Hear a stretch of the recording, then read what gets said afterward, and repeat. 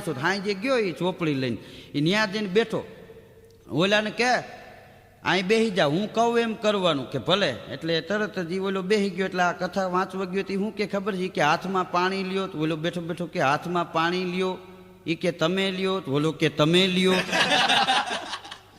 અકલ મઠો જેમ કે એમ હમું બોલી જાય. ઓલો કે ભાઈ આ તમને કહું છું કે હું તમને કહું છું, આમાં ક્યાંક મારવો પડશે. એ કે મારે તને મારવો પડશે. ઓલો કે આ થયો ઊભો. ત્યાં તો ઓલો કે હું આ થયો ઊભો. એલા કે રેવા દે. તો કે તું રેવા દે. તે જપાજપી થઈ, તે બગડાટી બોલી ઘરમાં.